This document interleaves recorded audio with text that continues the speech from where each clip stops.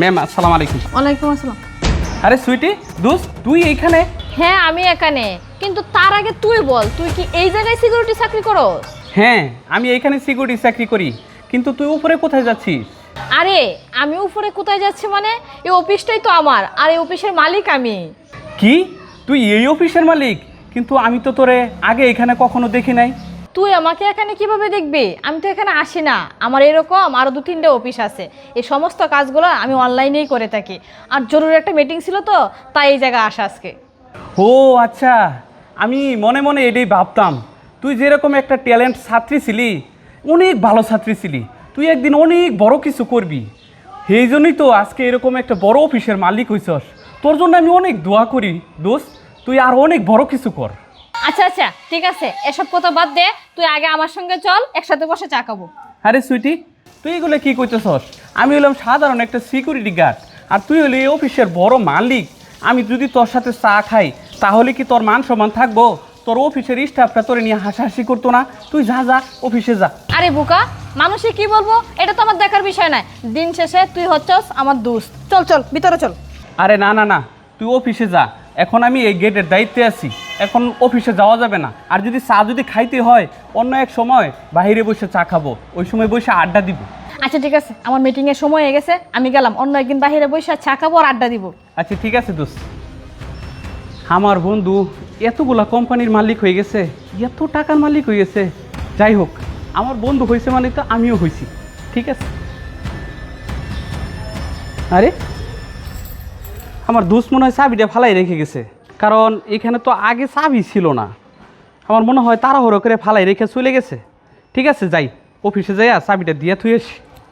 Madam আমাদের নতুন প্রজেক্টের কাগজ। ছুটি, এই যে তোর গাড়ির চাবি নিচে ফালাই রেখে চলে আসিলি। জানো সাহেব, বদমাইশ, তোর সাহস কি করে হয় সামান্য একটা সিকিউরিটি হয়ে তুই ম্যাডামের নাম ধরে ডাকছিস? জানো সাহেব, এটা আপনি কি করলেন? ওকে আপনি তাপ্পর মারলেন কেন? ম্যাডাম আমি তো শুধু ওকে একটা টাপ্পড় দিয়েছি। আমার মনে হচ্ছে ওকে তাপড়াইতে ওর 32টা দাঁত ফেলে দেওয়ার জন্য। ওর সাহস কি করে হয়? আপনি এত বড় একটা প্রজেক্ট, এত বড় একটা কোম্পানির মালিক, আর আপনার নাম ধরে ডাকে? বদমাইশ, বিয়াদব কোথাকার। ও শুধু আপনার নাম ধরে ডাকে নাই, আর কি করলো? আপনাকে তুই বলে সম্বোধন করলো। তো কি হয়েছে? ও আমাকে তুই বলে সম্বোধন করছে, তা আপনার কি সমস্যা হয়েছে? ম্যাডাম আমার ব্যক্তিগত কোনো সমস্যা না, সমস্যা আপনার। আপনাকে ওর নাম ধরে ডাকছে, তুই তুকারি করছে।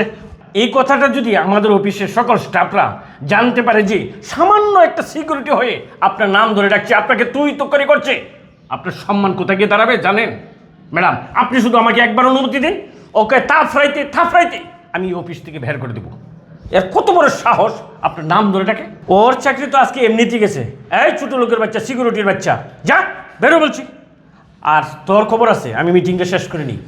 এই থামেন আপনি। ম্যাডাম আমি আমি আমি আমি একটা কথা বলি ম্যাডাম, এই অফিসে এসে আপনার নাম ধরে বলে ফেলছি স্যারের সামনে, এদিকে আমার করাটা ঠিক হয়েছে, আমি আসলে ভুল করছি ম্যাডাম। এরপর থেকে আমি এই ধরনের অপরাধ কোনো সময় করতাম না। আর আমার চাকরিটা খায়েন না, আমার চাকরিটা না খুব দরকার। আমি আমি আমি আমি একটা কথা বলি ম্যাডাম, এই অফিসে এসে আপনার নাম ধরে বলে ফেলছি স্যারের সামনে, এদিকে আমার করাটা ঠিক হয়েছে, আমি আসলে ভুল করছি ম্যাডাম। এরপর থেকে আমি এই ধরনের অপরাধ কোনো সময় করতাম না। আর স্যার আপনি আমার এই চাকরি থেকে বাইর করে দিয়েন না, আর যদি চাকরিটা আমার চলে যায় তাহলে বউ বাচ্চা আমার না খেয়ে থাকবে। এই তুই থাম, আমি দেখতেছি এই জায়গায় কার চাকরি থাকে আর কার চাকরি থাকে না। আর যদি চাকরি যাইতেই হয় তাহলে জানু সাহেবের চাকরি যাবে, কারণ অপরাধটা উনিই করছে। ম্যাডাম আপনি এসব কি বলতেছেন? অপরাধ করছি মানে? আমি তো শুধু একটা সিকিউরিটিকে শাসন করেছি। ওর সাহস কি করে হয় আপনার নাম ধরে ডাকার? তার জন্য আমি কি অপরাধ করলাম ম্যাডাম যে আমার চাকরি চলে যাবে? ম্যাডাম আপনি আপনি সামান্য একটা সিকিউরিটির সামনে আমাকে অপমান করছেন। এই সিকিউরিটির জন্য আমার চাকরি চলে যাবে? জানু সাহেব, আপনি কিন্তু ভুলে যাবেন না এই কোম্পানির ম্যানেজার কিন্তু আপনি। কিন্তু আপনার ভিতরে একটু ন্যূনতম জ্ঞান নেই আমি মনে করতেছি, কারণ একটা সিকিউরিটি গার্ডকে আপনি বারবার তাকে সিকিউরিটি গার্ড বলে অপমান করতেছেন কেন? জানু সাহেব, সিকিউরিটি গার্ডের চাকরি কি কোনো চাকরি না? আপনি ম্যানেজার হয়েছেন দেখে শুধু বলে আপনারই মান সম্মান আছে, আর সিকিউরিটি গার্ডের কি কোনো মান সম্মান নেই? শুনেন, আমি তো ভেবেছিলাম এই কোম্পানির জিএম বানাবো আপনাকে, কিন্তু এটার যোগ্য আপনি না, যা আজকের আচরণ আপনি আমাকে বুঝিয়ে দিলেন। আর কি বললেন, এই সিকিউরিটি গার্ডের প্রতি আমার কেন এত মায়া? শুনেন, আপনি জানলে অবাক হবেন, এই সিকিউরিটি গার্ডের সঙ্গে আমি 10টা বছর একসঙ্গে পার করছি, কারণ সে আমার একবারে ক্লোজ বন্ধু। আমরা একসঙ্গে পড়াশোনা করছি, আমরা কোনো জায়গায় যাইতে গেলে, ঘুরতে গেলে, খাইতে গেলে একসঙ্গে করছি। আপনি জানেন না, আমি নিচে ওর সঙ্গে অনেকক্ষণ আলাপ করে আসছিলাম যে আমার সঙ্গে বসে চা খাবে, সে কিন্তু আসলো না। আপনি একজন ম্যানেজার হয়ে কোনো কিছু চিন্তা ভাবনা না করে ওর গালে একটা থাপ্পড় মারলেন। আপনার বাবা উচিত ছিল যে একজন সিকিউরিটি গার্ড একটা কোম্পানির মালিককে যখন তুই টাকারই কথা বলে, তখন অবশ্যই তার ভিতরে কোনো রহস্য আছে। আপনি কি করলেন? কোনো কিছু না জেনে না বুঝে ওর একের পর এক অপমান করে যাচ্ছেন সিকিউরিটি গার্ড বলে। শুনেন, আমি আপনার কাছ থেকে না এতটুকু আশা করি নাই। আর শফিক, তুই যা, তোর কাজ তুই কর, আর ম্যানেজার হয়ে আমি তোর কাছে ক্ষমা চাচ্ছি। না না না ম্যাম, কি বলতেছেন? এখানে তো আমি অপরাধ করছি। স্যার যেটা বলছে সেটা তো স্যার ঠিকই বলছে।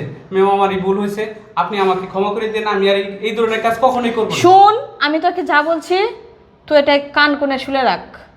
তুই আমার বন্ধু ছিলি, আজীবনই থাকবি। তোর আমার সম্পর্কটা অন্যরকম। তুই যা, নিচে যা। আচ্ছা ঠিক আছে ম্যাম, ওকে, আসসালাম। আর ম্যানেজার সাহেব, আপনিও যান, আমি আপনার কথাটা পরে বিবেচনা করব। আসলে ম্যাম, বিষয়টা হচ্ছে ও যে আপনার বন্ধু, এই বিষয়টা তো আমি জানতাম না। আমি তো আসলে কোম্পানির মান ইজ্জতের দিকে লক্ষ্য রেখে কিন্তু ওর সাথে আচরণটা করেছি। কারণ সিকিউরিটি তো সিকিউরিটির জায়গায় সিকিউরিটি থাকবে, হ্যাঁ, আপনার জায়গাতে আপনি থাকবেন। এখানে কেমন জানি একটা আমার কাছে কেমন লেগেছিল, তার জন্য কিন্তু ম্যাডাম আসলে আমি ওর সাথে এই আচরণটা করছি। যাই হোক ম্যাডাম, আসলে আমি জানতাম না যে এই সিকিউরিটি আপনার ক্লাসমেট হয়, আপনার বন্ধু হয়, আপনার পূর্ব পরিচিতা। ম্যাডাম আসলে না বুঝিয়ে হয়তো আমি কাজটা করে ফেলেছি ম্যাডাম। তার জন্য আসলে আমি আন্তরিকভাবে দুঃখিত। I am very sorry madam. আচ্ছা ঠিক আছে, আপনি যান, আমি পরে দেখতেছি। ঠিক আছে ম্যাডাম, আসসালামু আলাইকুম।